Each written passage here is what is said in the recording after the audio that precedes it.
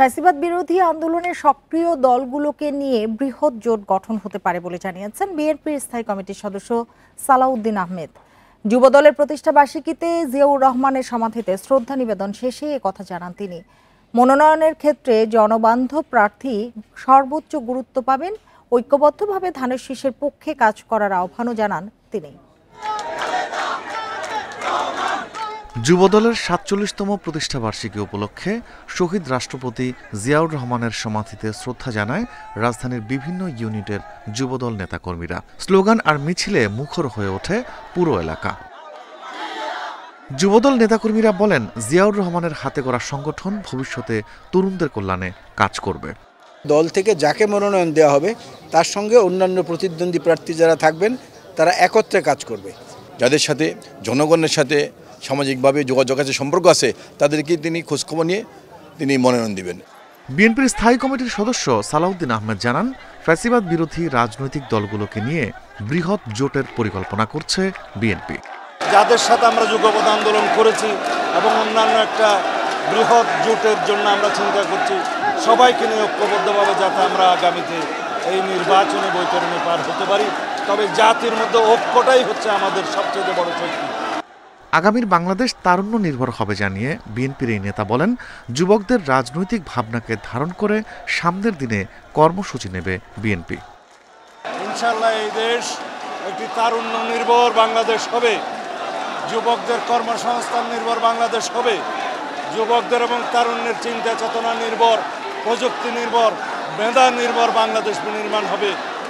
রাজধানীর বাইরেও বিভিন্ন জেলায় উৎসাহ উদ্দীপনার মধ্য দিয়ে উদযাপন হয় যুবদলের ৪৭তম প্রতিষ্ঠাবার্ষিকী। Rifat Alam, Independent News, Dhaka. এবার ত্রয়োদশ সংসদ নির্বাচন নিয়ে আমাদের বিশেষ আয়োজন গণতন্ত্রের যাত্রা।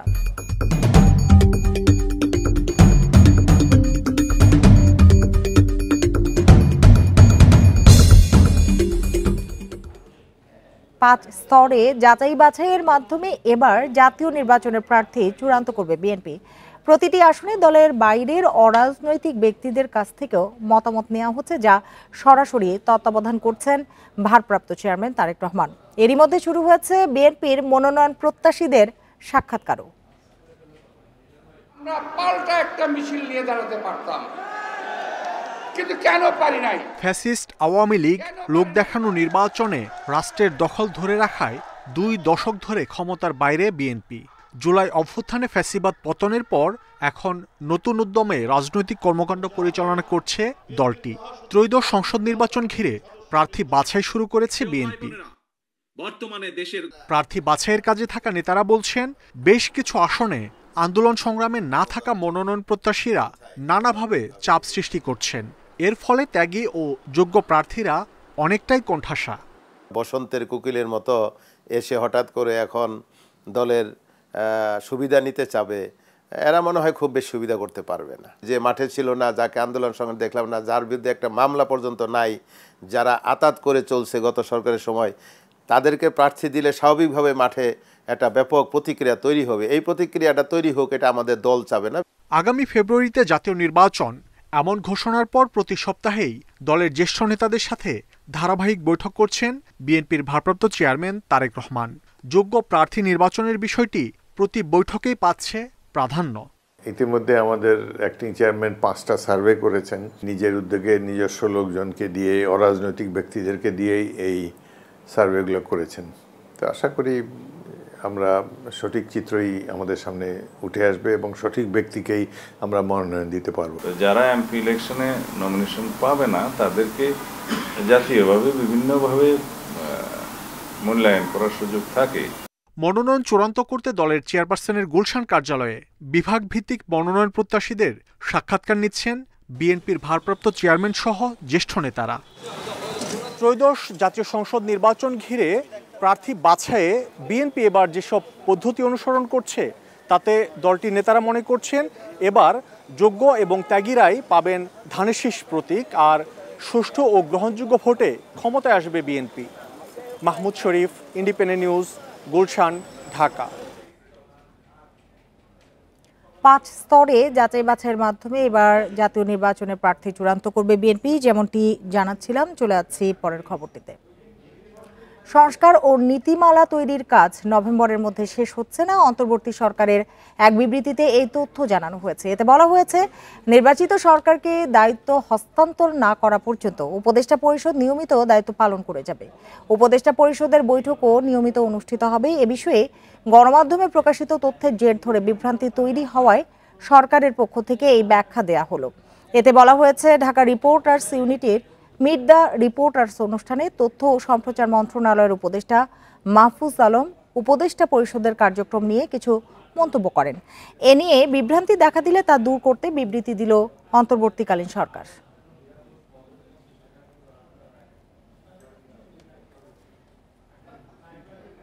ত্রয়োদশ সংসদ নির্বাচনের ভোট কেন্দ্রে চূড়ান্ত তালিকা প্রকাশ করেছে নির্বাচন কমিশন। এবার 42,761টি কেন্দ্রে চলবে ভোট গ্রহণ, যেখানে ভোট কক্ষ থাকবে মোট 2,44,649টি। সোমবার দুপুরে আগারগাঁও নির্বাচন কমিশন ভবনে ব্রিফিংয়ে ইসি সিনিয়র সচিব আক্তার আহমেদ এসব তথ্য জানান। এ সময় এনসিপিকে শাপলা প্রতীক না দেওয়ার সিদ্ধান্ত বহাল আছে বলে জানানো হয়। সোমবার ত্রয়োদশ সংসদ নির্বাচনের জন্য ভোট কেন্দ্রের চূড়ান্ত তালিকা প্রকাশ করেছে কমিশন। ইসির তথ্য অনুযায়ী এবার মোট ভোটার 12,61,61,201 জন। গড়ে 3,000 ভোটারের জন্য একটি করে কেন্দ্র নির্ধারণ করেছে কমিশন। এবার 42,761টি কেন্দ্রে চলবে ভোট গ্রহণ, যেখানে ভোটকক্ষ থাকবে 2,44,649টি। অস্থায়ী কেন্দ্র থাকবে 14টি এবং অস্থায়ী কক্ষের সংখ্যা 12,000। পুরুষদের ভোট কক্ষ 1,15,137টি এবং নারী ভোট কক্ষ 1,29,602টি। ভোটার সংখ্যা বাড়ায় গত নির্বাচনের তুলনায় এবার কেন্দ্রের সংখ্যা বেড়েছে 42,761। এটা হচ্ছে কেন্দ্রের সংখ্যা, আর কক্ষের সংখ্যা হচ্ছে পুরুষদের জন্য 1,15,137 আর মহিলাদের জন্য 1,29,602। এখন পর্যন্ত 22টি নতুন দলকে নিবন্ধনযোগ্য মনে করছে ইসি। এছাড়া আরও কয়েকটি দলকে অধিকতর তদন্তের মধ্যে রেখেছে কমিশন। 22টা যে রাজনৈতিক দলের আমরা প্রাথমিকভাবে আমরা মনে করেছি যে বিবেচনাযোগ্য, তাদের বিষয়ে বাড়তি আরও কিছু তথ্যানুসন্ধানের জন্য আমরা মাঠ পর্যায়ে কিছু তথ্য কালেক্ট করেছি। নির্বাচনে পর্যবেক্ষক সংস্থার সংখ্যা এবং আরপিও সংশোধন নিয়ে পরবর্তীতে সিদ্ধান্ত হবে বলে জানান আক্তার আহমেদ। এছাড়া এনসিপিকে শাপলা প্রতীক না দেওয়ার আগের সিদ্ধান্ত বহাল রেখেছে কমিশন। মাহফুজার রহমান মিলন, ইন্ডিপেন্ডেন্ট নিউজ, ঢাকা। জুলাই আন্দোলন ঘিরে ভুয়া মামলায় 372 জনকে অব্যাহতি দিয়েছে পুলিশ। সোমবার আপিল বিভাগকে পুলিশের চূড়ান্ত প্রতিবেদনের কথা জানায় রাষ্ট্রপক্ষ। এদিকে আওয়ামী লীগ নেতা হানিফ সহ 4 জনের বিরুদ্ধে মানবতা বিরোধী অপরাধের অভিযোগ গঠনে শুনানি করেছে প্রসিকিউশন। এছাড়া রামপুরায় ছাদের কার্নিশে ঝুলে থাকা যুবককে গুলি ও 2 জনকে হত্যার ঘটনায় সাক্ষ্য দিয়েছেন গুলিবিদ্ধ শিশু মুসার বাবা। চালাবে কিন্তু স্বপ্ন বড় হয় না, সত্যি হবে। আইসক্রিম খেতে বাবা মুস্তাফিজ আর দাদি মায়া ইসলামের হাত ধরে বাসার নিচে নেমেছিল 5 বছরের বাসিত খান মুসা। ঠিক তখনই পুলিশের গুলি। মুসার মাথা ভেদ করে গুলি গিয়ে লাগে দাদির পেটে। পরদিন হাসপাতালে মারা যান দাদি। মুসা বেঁচে থাকলেও স্বাভাবিক জীবন আগের মতো নেই। এখন আর কথা বলতে পারে না, নিজের পায়ে হাঁটাও অসম্ভব।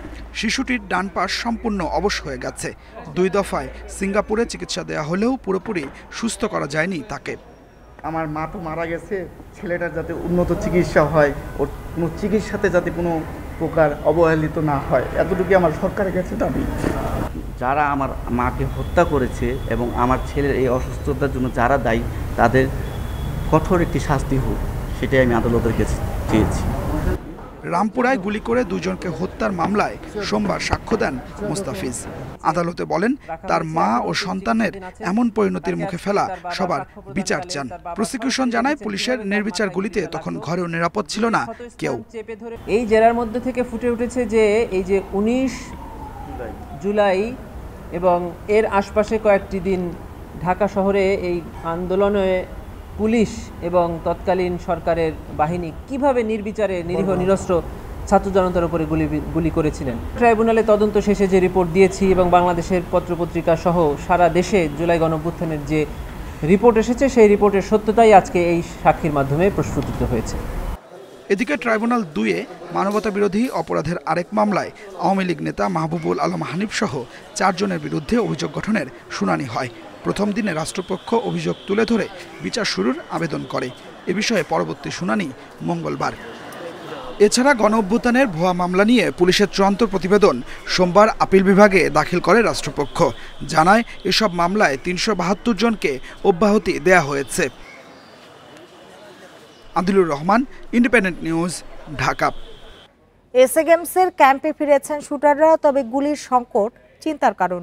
রাইফেলের গুলি দিয়ে চলছে পিস্তলের অনুশীলন। সীমাবদ্ধতা থাকলেও গেমসে সর্বোচ্চ দেওয়ার লক্ষ্য শুটারদের।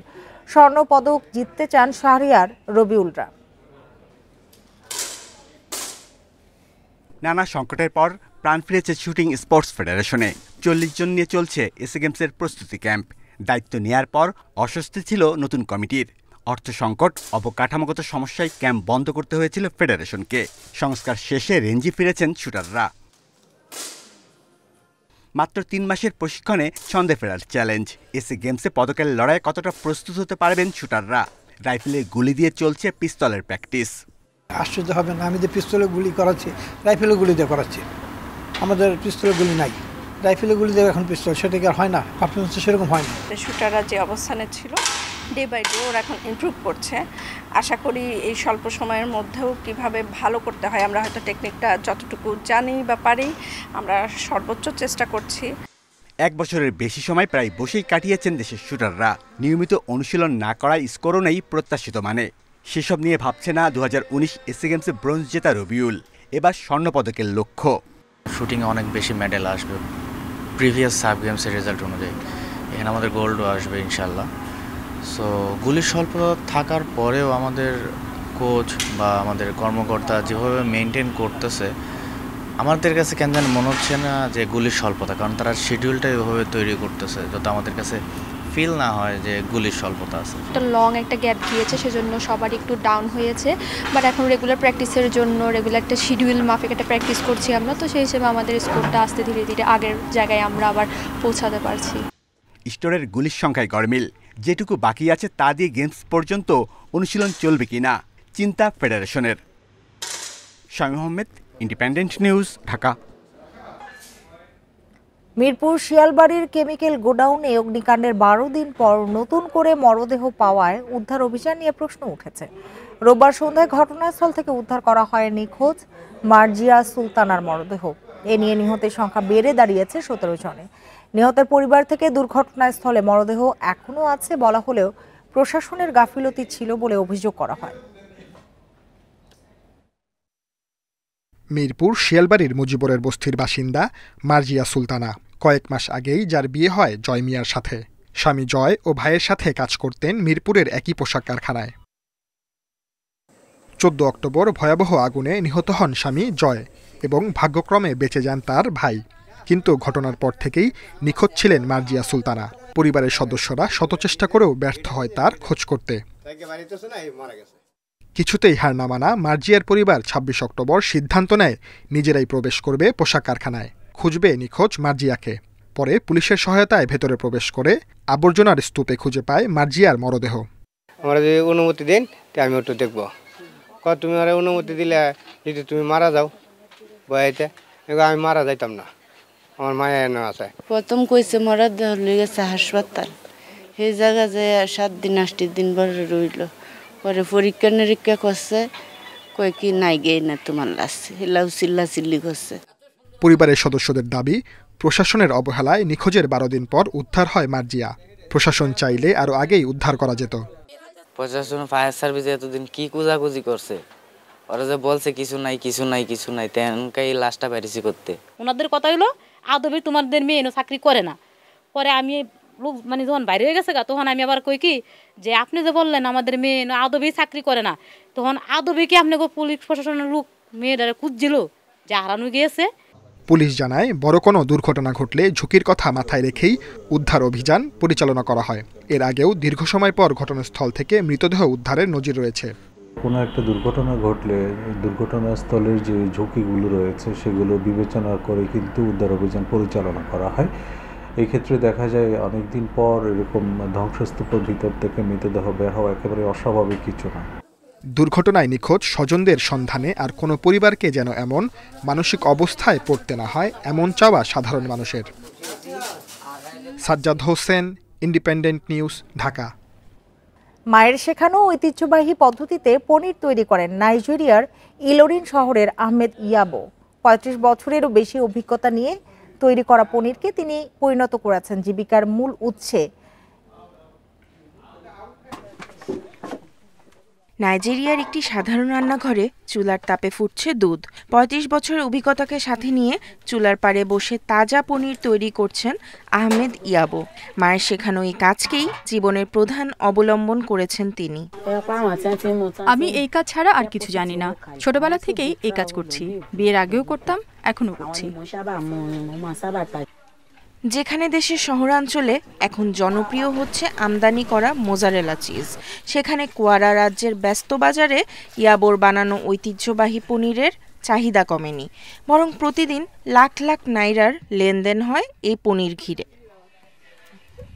ইয়াবো বলেন, তার তৈরি পনির জনপ্রিয় হওয়ার কারণ হলো দুধের সতেজতা। স্থানীয় গরুর দুধ দিয়ে তৈরি এই চিজ ক্রেতারা অগ্রিম অর্ডার দিয়ে কেনেন। কেউ কেউ ভ্রমণের সময়ও সাথে নিয়ে যান।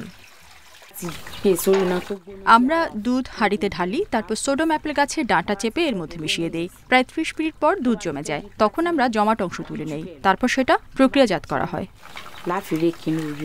পনির প্রেমীরা এখন নানা উপায়ে এটি খেয়ে থাকে, কেউ ভেজে, কেউ স্যুপ বা স্টুতে মিশিয়ে।